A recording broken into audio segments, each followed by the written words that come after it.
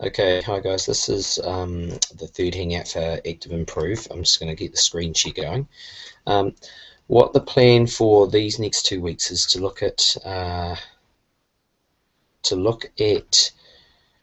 to improve within a game situation. So far what we've done is we've looked at individual skills and using sort of peer feedback to support getting better, or the idea of getting better at something.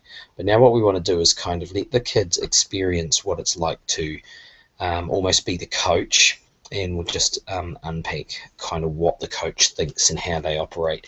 And you do need to do this in a 2 week sort of cycle because it just takes a bit too long to try and squash it in. So it's really about 4 lessons and possibly even more. You could really stretch this out. We've got a whole heap of objectives up here, but honestly, I think you might be best just to look at these at the end.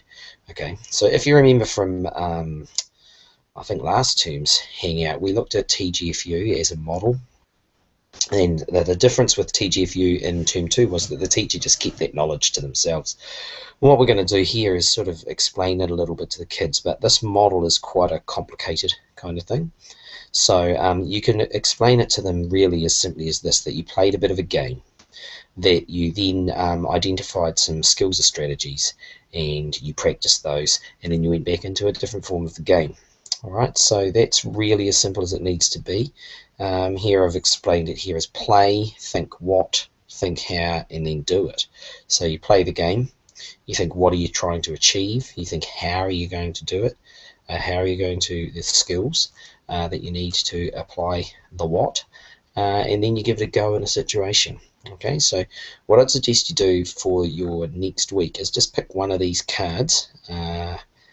I think I've got, what, 6, and play it, and just ask the students at the as you're playing the game to identify a strategy and a skill that they need to improve on through playing this game. So you probably just play it for 2 sessions, use your whole PE time. Now these cards are set up in scaffolded 3-round sequences. For this unit, I probably wouldn't bother working through the 3 unless you really like the sound of it. I'd pick the best version of the game and just play it and just let them really get into the game. It depends how you want to go, but the card is there if you want to just follow it through. But you're wanting to focus on the actual final game. So if I just talk through these, I'll download them one at a time and just talk through the best version. So change up, I think we've talked about once before, but change up, I'd play the 3rd version. Basically, it's a game that starts off as 3 against 1, then changes to 3 against 2, and then changes to 3 against 3. So what happens is that the 3 against 1 people try to get 7 passes, and then in comes another defender. So it's 3 against 2.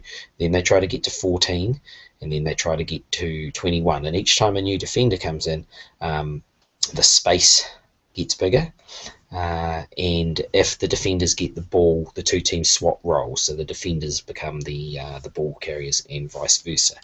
And you set it up on a really big 4-square style court. So the 3 against 1 is played in 1 quarter, 3 against 2 is played in 2 quarters, and the 3 against 3 is played in 3 quarters. And if you get 21 passes, that's a point, and you stop and swap roles. So it's a really cool game, and I would suggest it's a pretty good one to use. Okay, we'll just go back to the list. So change up's more like a basketball netball feeling game. 5-point player. 5-point player, I think I would play round 2 of this is the best version to play. Round 3 gets very complicated, and you're looking at some certain aspects like an outlet pass. You could play 3 if you want, but round 2 is really the simplest, and you want to be able to give instructions and leave them to it. So all it is that you've got, say, 5 against 5. Every pass you make is worth a point, except that one player on your team is worth 5 points. And that's all it is. Okay, a dropped ball is a handover, and you could play it 2 ways. You could just play for an amount of time and the higher score wins, or you could play the first to 100 or something like that wins. Anything you like along those scenarios. But yeah, the second round's nice and simple to explain, and yeah, not a bad way to go. Okay, go down to dribblers and robbers. I'm sure we've probably played dribblers and robbers before. It's where half the class have a ball and half the class are trying to go out and rob. You can play it in a number of different ways. In fact, probably the best way is that almost all of your class have a ball, and then you've just got 2 or 3 robbers out there trying to take the ball and tap it out of the area. So let's say 20 kids are dribbling the ball, whether it's a basketball dribble, a soccer dribble, whatever, moving around in the space, and there's four or five kids just moving around trying to kick the ball out of the square, and that's they become the robbers. You can play it that way. You can play where everyone has a ball and they're all trying to kick other people's balls out of the area.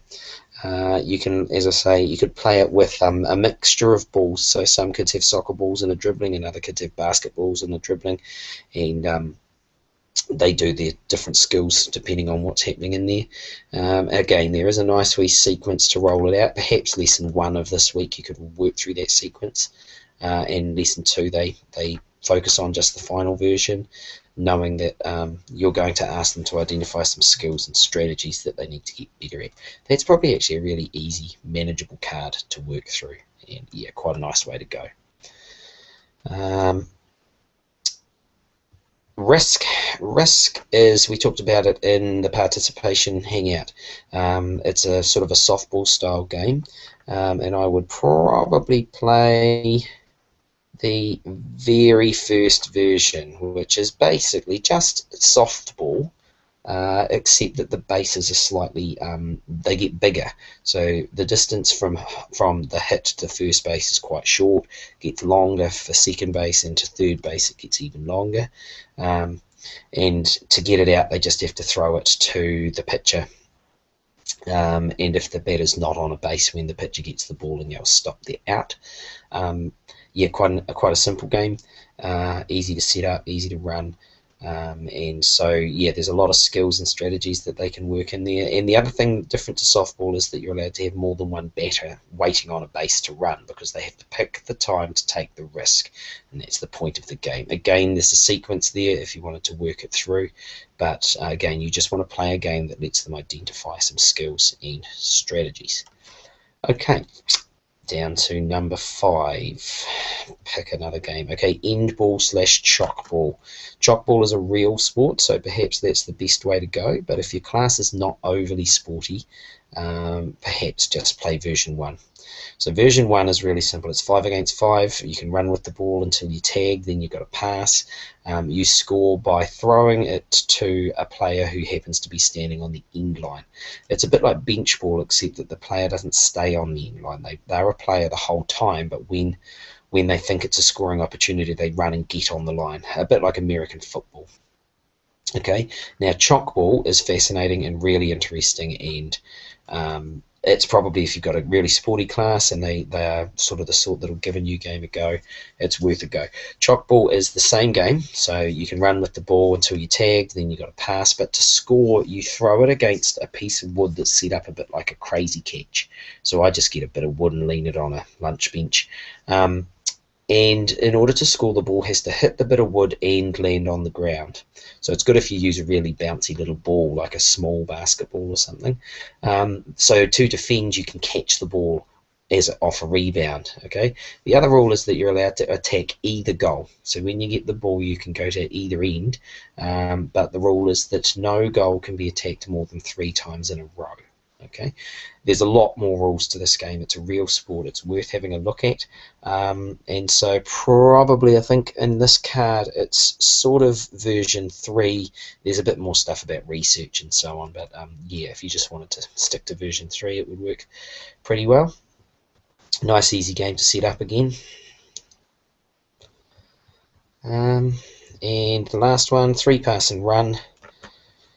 And I would be playing version, or the round 3 that's called 3 pass and run, because we actually start off on some other games. Chuck the chicken, I think we begin with. So 3 pass and run is just volleyball, where they pass and throw rather than volleyball moves. But basically what happens is a team gets the ball, they have to throw the ball, pass the ball 3 times before they can throw it over the court, over the net. And once the ball's thrown over the net, they have to run to the back of the court, touch the back line, and come back and be ready to defend. The other team may well have done their 3 passes and have already put it back over the court by the time the run is made.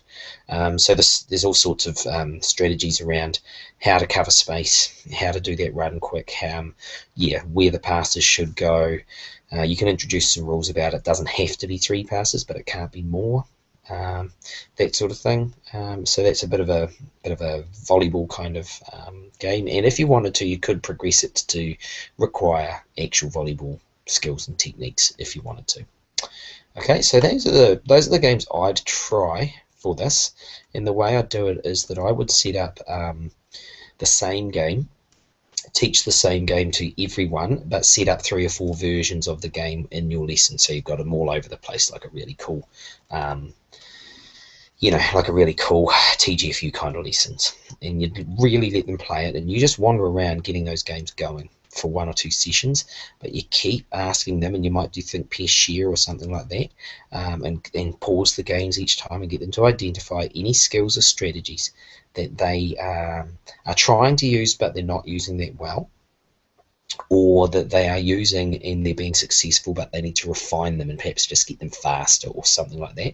Also, to identify a skill, and a really good one is in Chalkball, the idea of jumping and shooting with one hand to get a really fast shot at that board is quite a cool little strategy, a skill to use in the game. Okay, so anyway, so that would be about maybe one, no, it'd definitely be one, it might be 2, possibly 3 sessions, really getting the game going and just identifying what's missing in the game. Now, in real sports, coaches obviously do this all the time. They video games, they watch the video playback and that sort of thing, and they just try and identify, and they make notes all the time, trying to identify aspects of the game that need to improve. And you want to keep this really open with the kids, that what you're doing is sort of working through a sort of a coaching sequence. So then eventually you put them into their little groups again, and ask them to come up with a drill or a game that exaggerates the skill or the strategy that they're trying to play. So what I'd ask them to do is to decide on a game and a drill. So the game is used to practice the strategy, and the drill is used to practice the skill needed in the strategy. So I've made this little video, and it's for Chalkball. Actually, no, it's not. This is just a nice practice. Let's say you have, they've identified in a game of soccer, you might just be playing small-sided soccer or something, and they've identified that they don't kick it out to the corners enough because the goal's getting really crowded, and they need to go out to the corners to get the defenders out to the corner. And this is a wee strategy, a little tactic here that you can use. What I would do is I would watch this in your own time rather than watch me, but let's just see what it looks like so I remember.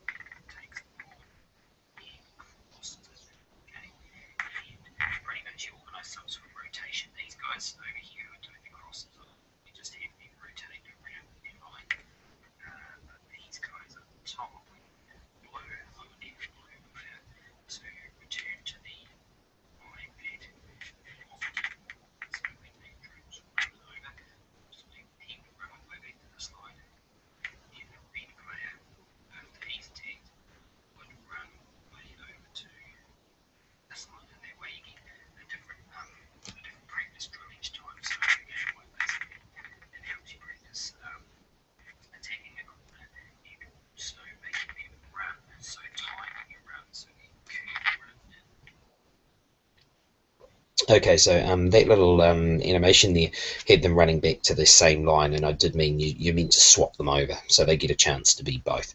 Now, there's all sorts of little bits in there, so that's their drill. They've identified this thing they want to get better at, and they need to come up with a little drill that needs them to practice it. And they would do that relentlessly. They would practice it for a good half an hour, just going over practice, practice, practice.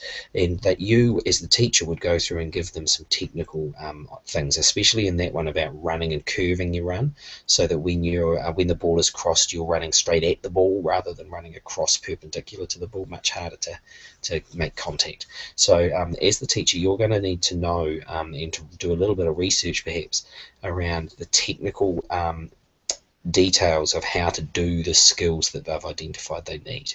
Okay, so you'll need to get probably some sort of manual that breaks it down so that as they're out there running their little drills, and give them things like Kiwi Fundamentals books and let them think about what they do in their own practices and sort of share those ideas. But you want to be able to roam around and really focus on the fine details of how to go about some of these things. So that's the drill. But let's say that so now they've also got the strategy that they actually need to get the ball out into the corners and they need to cross and all that sort of stuff. And so what they need to do is to create a game that is modified so that this stuff happens more often. Okay, so probably for that particular skill of trying to kick it into the corners, the easiest solution is that you play a game of soccer where there are two goals and at the line at the end, and the two goals are in the corners rather than in the middle. So you're not practicing the cross, but you're practicing feeding the ball out to the corner. Okay, perhaps if it was something like shooting in a game like chalkball, maybe every time the ball goes out, you play a set play. Okay, it's just a real basic modification to increase the chance of the thing they're working on occurring in their practice game. All right, so perhaps let's just go back up and have a think about that a minute for one of these ones. Okay, so let's go something like 5-point player. We want to increase the chance of them finding the 5-point player. We want to do lots of fast passes. What we would do is, actually it's already kind of doing it, what we would do is we would make it that every time that the 5-point player receives the ball, they can reset and they can take some time and just slow it down so that the 5-point player is effectively a goal. Okay, so that you're not getting complicated by counting the points in the game, because that's quite hard.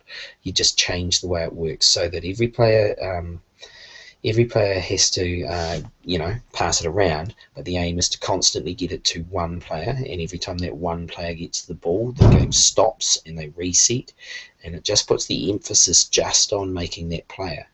Okay, you could also do things like it's 10 points if that player catches it above their head, and 7 points if it's a bounce pass and that sort of thing, so that you can encourage the players to try different ways of feeding into the 5-point player. You can also have things like a little practice game where the 5-point player changes every single time that they catch the ball. So you've got 4 against 4. You're passing it around. Once you get it to the 5-point player, that's a point. That's 5 points. Game stops. You reset. New 5-point player, and so on. Bounce pass for 7 points. Over the head for 10 points. That sort of thing. And you maybe have defenders that never get the ball. Maybe you have the ball carrying team in this practice game gets something like 8 restarts, 10 restarts, and then they give the other team 10 restarts to see how they go. And so what we're doing is, if you think through that sequence in 5-point player, what they've done is they've played the game, they've thought what they need to do, then they've thought how they need to do it, and then they're doing it. So what they need to do is to get it to the 5-point player, and probably the 5-point player needs to practice moving into space to receive the ball, and the other players need to practice thinking up different passing methods to get it there. So that's your strategy. And you've created this game that just forces the 5-point player to move around, and it gives them enough repetition to keep going. but then you also want to do some plain old drills. You want to practice some bounce passes and some high passes and some passes that need to be caught, and that's just some line drills. Really just take some basic netball things. And so for your final lessons, once they've identified the skill, you've got to give them a couple of lessons again. You have to give them a chance to play their strategy practices, their game that they've added some twists to focus on the area that they wanted to focus on, and you also have to give them some time to work on the drills. And so the structure of your lesson or your next couple of lessons might be that you do 15 minutes at the start where it's skills, and then they go into their game. Or you might do all the game for two sessions or so, and then another skills session. Or if you're really lucky, you could steal the skill session and run it as a sort of like a fitness thing where you sneak out for 10 minutes, just do their skill, and then in your PE lesson you've got the strategy, but that's probably pretty tricky to orchestrate. And so, yeah, while I say week 6, realistically this 2-week sequence could take you, probably 3 or 4 weeks if you really let it. And that's not really an issue, because the next hangout is just where you put it to the kids to pick whether they want to improve a personal skill like they did in the first hangout, whether they wanted to improve some sort of small group little activity like a dance or a gymnastics moves or some vaulting or something like that, or whether they wanted to improve in a team game like this one. And it might take them a little bit of guidance to remember some of the stuff they've done before this, because they can get quite hung up on team games. And if you've got some kids who really are good at, or really were making some progress and interest in some of those earlier things, it's probably worth steering them back into that type of idea. Okay, so I'm just going to close the screen share now, he says, or maybe I won't.